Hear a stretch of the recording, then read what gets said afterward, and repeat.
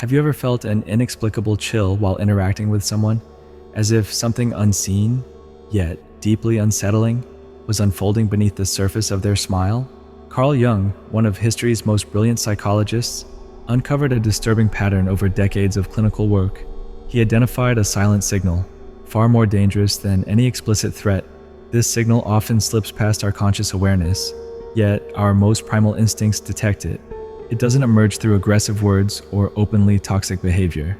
It's subtler, and for that reason, infinitely more perilous. Ancient wisdom warned us about these people, but Jung gave scientific voice to what our ancestors only intuited. The most unsettling part?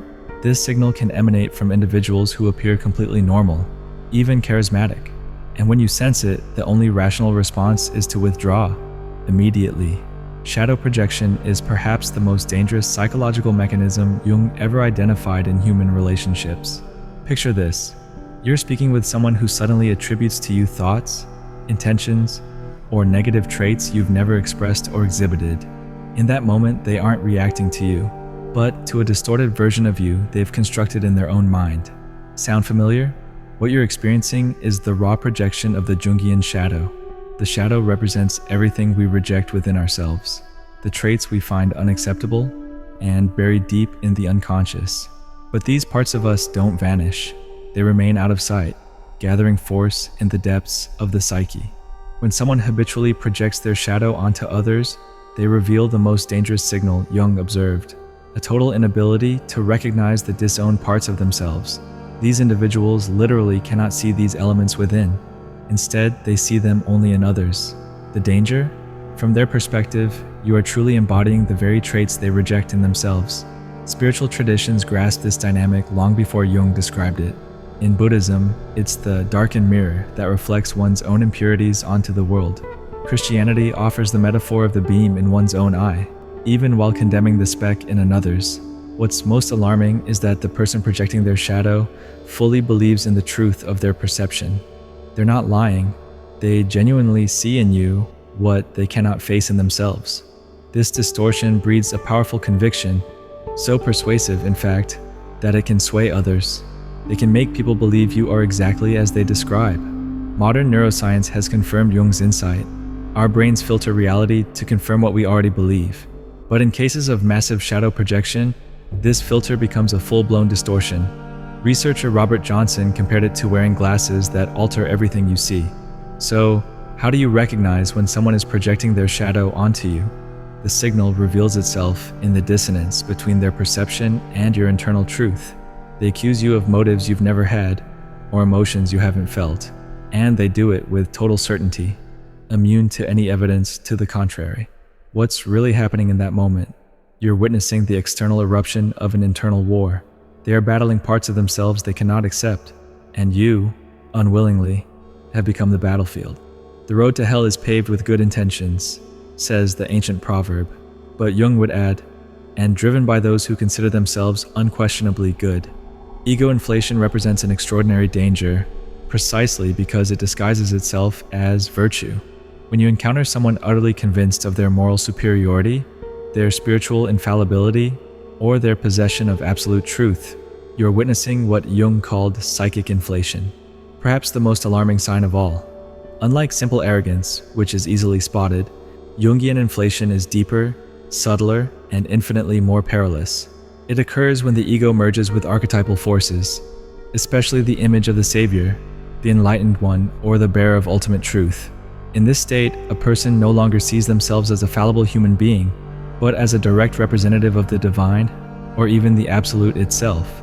The German mystic Meister Eckhart warned about this centuries ago, describing it as the most subtle trap on the spiritual path. Zen traditions call it Zen sickness. The Sufis speak of the veil of light, far more dangerous than the veil of darkness, because it is harder to recognize as an obstacle. The unmistakable signal appears when this person never questions their own motives. While the greatest sages throughout history have expressed humility before the mystery of existence, those suffering from psychic inflation exhibit absolute certainty. They do not entertain the possibility of being wrong, because in their minds, they aren't expressing personal opinions, but universal truths. What makes this state especially dangerous is the extraordinary charisma it can produce. Jung noted how individuals with severe psychic inflation often attracted devoted followers, drawn in by the sheer conviction they radiated. This certainty fulfills a deep human craving for security and definitive answers in an uncertain world. Chilean psychologist Claudio Naranjo, a student of spiritual traditions, observed that the spiritual ego is the most refined and the hardest to detect. An ordinary ego says, I am important. An inflated ego says, I am a channel of the supreme good. That subtle difference explains why so many people are drawn to individuals who appear spiritually elevated, but may in truth be dangerously inflated. So, how do you recognize psychic inflation? Observe how someone reacts to criticism or disagreement. The person caught in ego archetype inflation doesn't treat questioning as valuable input. They experience it as a direct assault on the cosmic order they believe they represent. Any opposition isn't viewed as a legitimate human disagreement, but as resistance to the good, the truth, or the divine itself. Jung warned that this state poses a threat not only to others, but above all, to the person who experiences it. When the small ego identifies with transpersonal forces, the psyche is subjected to unbearable tension that demands compensation. The greater the inflation, the more catastrophic the collapse when the disowned aspects inevitably return. What could be more unsettling than someone who shows you exactly what you expect to see, at all times, in all situations? Jung uncovered a disturbing pattern in certain individuals, a kind of social adaptation so flawless that it erases all rough edges, contradictions, and human spontaneity. This impeccable mask, or persona, a term Jung borrowed from the masks of Greek theater, is a subtle but powerful warning sign, and our instincts often sense it long before the conscious mind catches on. Total identification with a persona constitutes an extreme psychological danger because it signals a complete split between the external image and the inner self.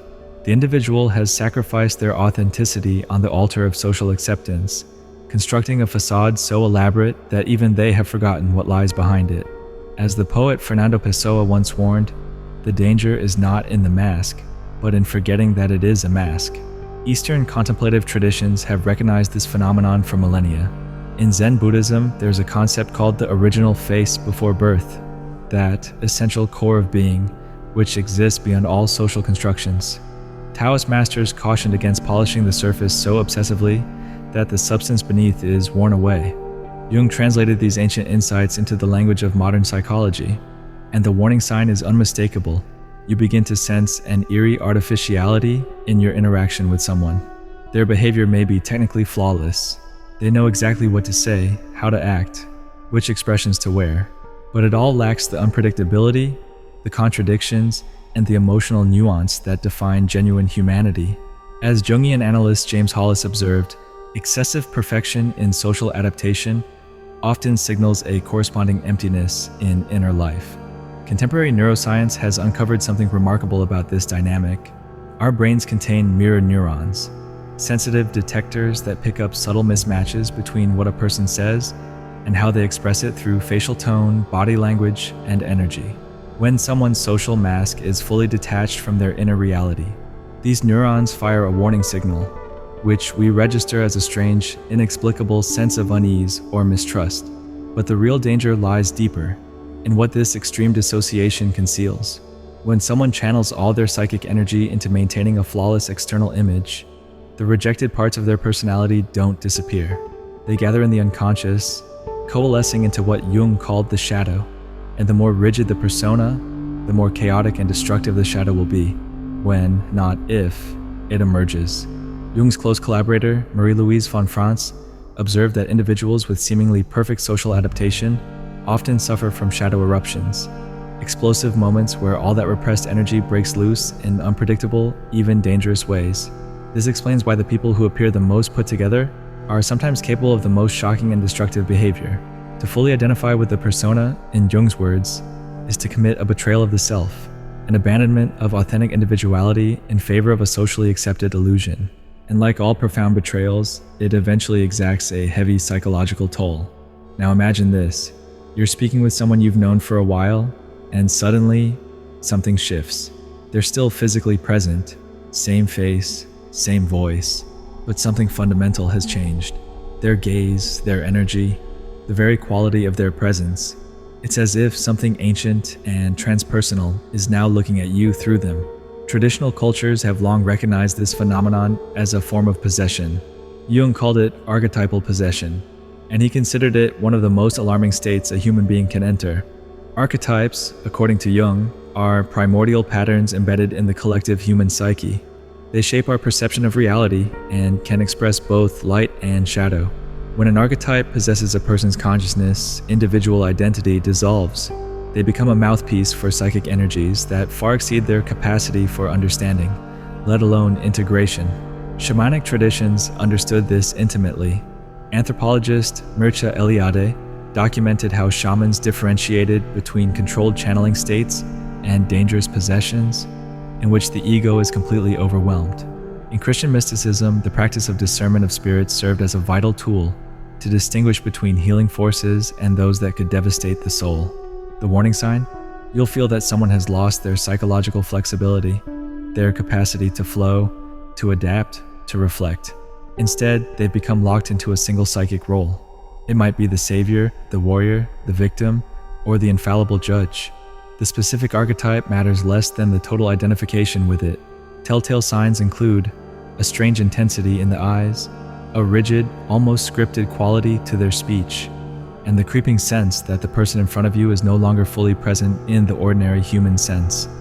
As Jungian analyst Robert Moore observed, when a person is overtaken by an archetype, you are no longer relating to a full human being, but to an archetypal fragment that has seized control of consciousness. Modern neuropsychology confirms this unsettling transformation. In altered states of consciousness, brain regions responsible for personal identity show reduced activity, while those linked to transpersonal experience ignite with intensity. While these states can be valuable within ritualized sacred contexts, they become profoundly dangerous when they erupt spontaneously, without psychological preparation or containment. What makes this condition especially alarming is the sense of certainty it produces. Ambiguity vanishes, doubt disappears. In its place arises an absolute conviction, one that radiates persuasive power. Jung noted how religious and political leaders in archetypal possession often catalyzed mass movements, not because of logic or morality, but because of their supernatural certainty, a certainty that made others feel safe, chosen, even blessed. But here lies the greatest danger. Archetypes are primordial polarities. They hold the seeds of both light and shadow. The savior contains the potential for boundless compassion, but also for fanatical destruction. The warrior can protect, but also annihilate. The judge can bring order, but also inflict merciless condemnation. When a person becomes fully identified with an archetype, they will eventually manifest its darkest dimension, and often with no awareness of the contradiction. Jung documented case after case in which individuals, under the grip of archetypal possession, committed acts utterly opposed to their stated values, later rationalizing them or forgetting entirely, as though another had acted through them, because that's precisely what happened. They lost the capacity for self-reflection, and that, Jung believed, is what ultimately defines our humanity. There's a psychological phenomenon even more tragic, more chilling in its implications. It is the moment you realize you are watching someone slowly disappear into their own unconscious patterns. Jung called it the compulsion to repeat. A hidden force drives the individual to recreate the same painful situations, again and again, as if trapped in a labyrinth with invisible walls. And the key difference? This isn't choice. It's not strategy. It's compulsion. This is the moment when you, the observer, feel a rising dread. You realize this person is acting out a psychological drama that does not belong to you. And yet, if you're not careful, you will be pulled into it. What makes this phenomenon truly terrifying is its automatic, unconscious nature. The person is not consciously choosing self-destruction. They are being moved by forces they cannot see, shaped by what psychoanalyst Christopher Bollas called the unthought knowns. Formative experiences so early, so overwhelming, they were never processed by the rational mind, yet they organize all future experience. Spiritual traditions recognized this long before psychology. In early Buddhism, the concept of karma referred not to reward or punishment, but to these very patterns of conditioning, forces that compel us to unconsciously repeat the past.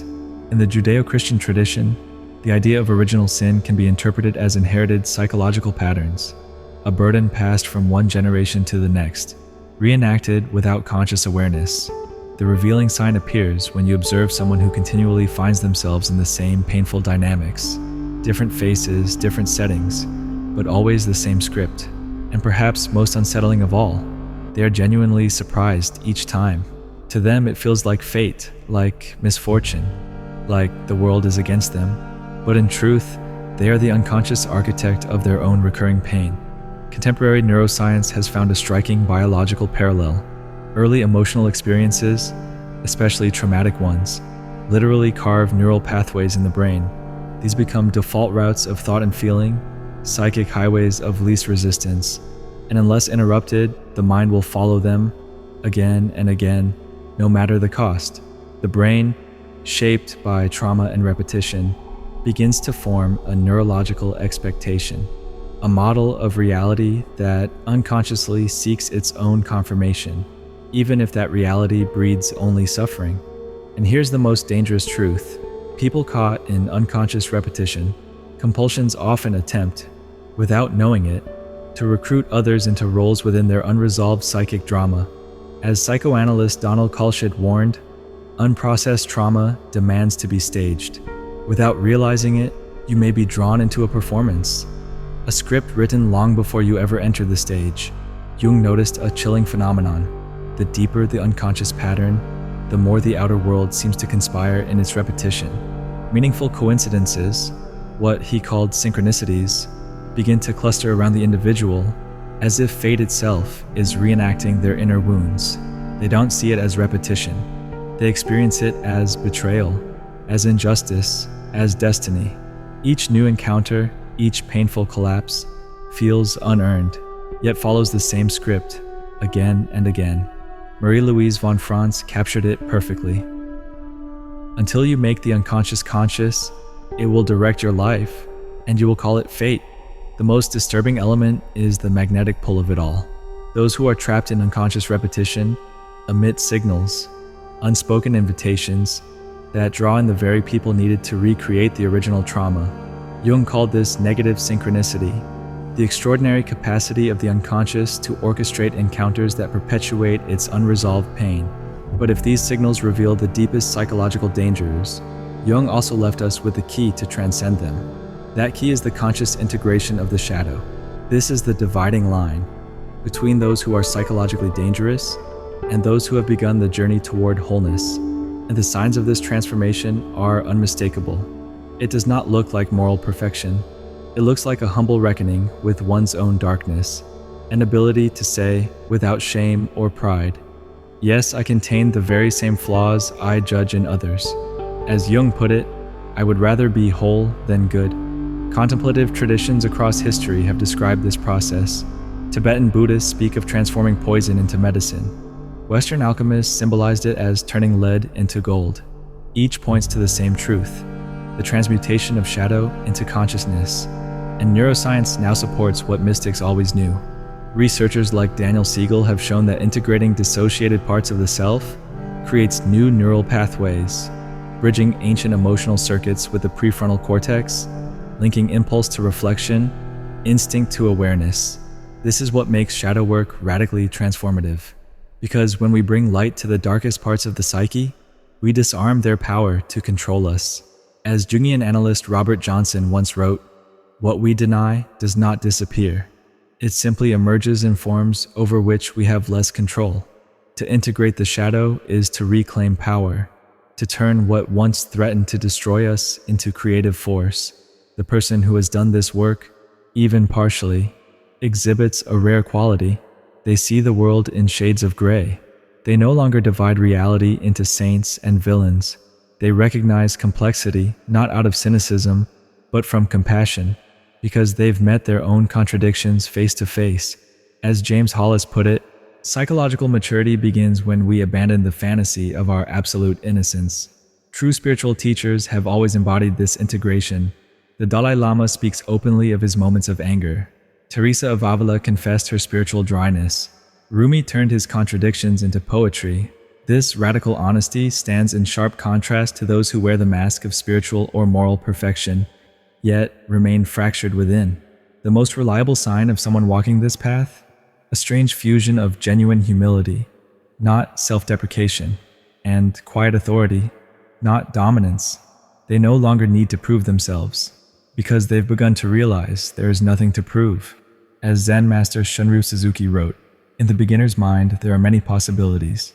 In the experts, there are few." So, before we part ways, have you recognized any of these signals in the people around you? More importantly, have you detected echoes of these patterns within yourself? If this message resonated, comment below. Share what surfaced for you. Consciousness is the first step toward transformation. And if you believe someone in your life is still trapped in the patterns they cannot yet see, share this video with them. Let it be a mirror. Let it be a seed. Subscribe, activate the bell, and return for more explorations into the hidden terrain of the psyche, here in the Jungian universe of Dark Psychotic.